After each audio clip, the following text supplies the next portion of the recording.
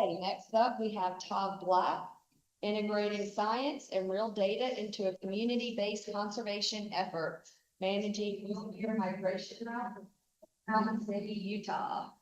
Sorry about that, but we're gonna do a video for most of my presentation. So just real quickly, a couple things that you need to know before we start this video. This is a city, a relatively small city that's 20 years into its development, and it has a major mule deer migration route that goes through the city, crosses several roads and even a highway. So by the time the city is done doing these conservation measures, we're going to be 3 underpasses, 1 overpass, and a half a dozen at-grade crossings within the city boundary. We've had some very good partners with the Division of Wildlife, the Department of Transportation, and the Mule Deer Foundation, and a local conservation organization that's helping us with these efforts. Little my background, are you going to get this up? Yeah, I think that's, we all good? All right. So a little bit of my background. I come from academia. I was 25 years at Utah State University, working primarily with safe vessel mule deer across the West. And really, everybody, my name's Todd Black. I'm wildlife. So, No. I it was already starting.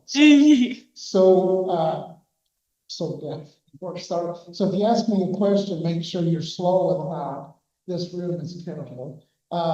Anyways, human wildlife conflict and mule deer are one of my passions. So we'll start the video. All right. Biologist and open space manager. Welcome to Eagle Mountain. Today we're going to talk about this mule deer migration route that comes clear from the Ochre Mountains and Camp Williams here in the background, all the way through Eagle Mountain City and ends up on the south end of the Lake Mountains. So one of the things that's really cool, I think, from us, and the first one of these in the state of Utah, is we've worked with Crosstech to install a thermal IR detection system at our major highway, Highway SR 73, Corey Ride Memorial Highway.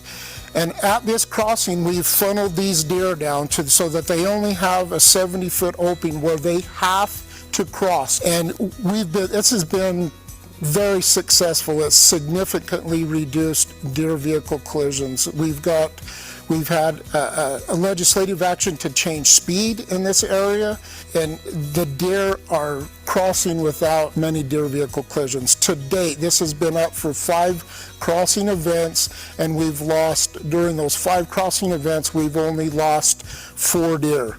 So significantly different from what it was before, where we were losing 20 and 30 deer each crossing out on this highway. Once the deer navigate successfully across SR 73, the next little crossing they come to is this underpass, and we just put this in just this last year. And as you can see, we're using these decoys, and again, this is just anecdotal personal information, but I really think these help for the deer to have a visual cue to go to, that they know it's safe to cross through here. And we've just started the return migration, and we see a lot of tracks in here, so we know that, again, they're figuring it out. And we figure that it's just going to take a while for them to learn how to navigate through these different man-made structures to help them get to where they're wanting to go. So another kind of what I think is a cool, unique thing that we're doing is, as we put this fence through town, particularly when we're back up against existing fences and people's backyards and homes, is we're going to create this big wide strip in here that we can use as a fuel break. So we'll plant some alfalfa, some kochia in here, and some other species that will act as a fuel break, so that if a fire ever does break out within the luge, that we'll have a fuel break on both sides and hopefully contain that fire where it won't cause significant damage. So We have two big obstacles besides the fencing that we still need to get over.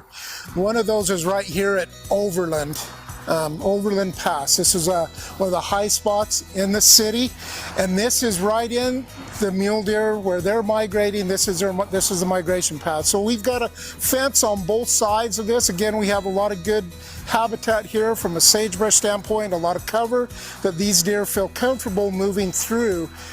But as you can see, we have a 4-lane highway, Pony Express Parkway, that's right here. And this is a big challenge that these deer have to navigate through. We have crossing signs on both ends of this. We have seasonal signs that alert drivers this is a deer migration in progress, and yet they don't slow down and they continue to hit deer here. I think we're at number 6 already for the spring return migration, and we're only at the 15th of April.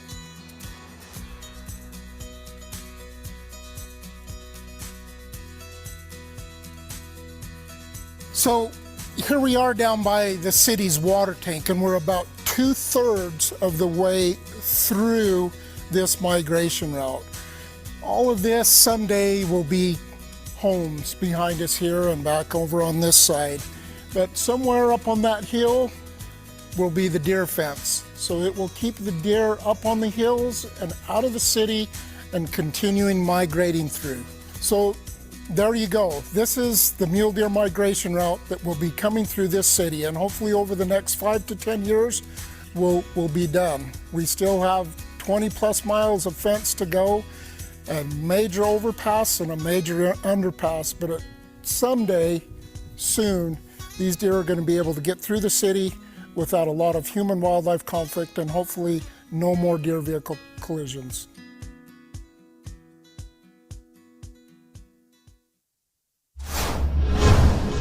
I've got to tell you, this is, again, coming from extension, big on outreach and education, big on getting the community buy-off and support for these kind of projects. So I do a monthly, it's called Living with Wildlife, and we've actually got a major award for that. So anyways, that's am I good? That's the Eagle Mountain story in just a few minutes. So questions?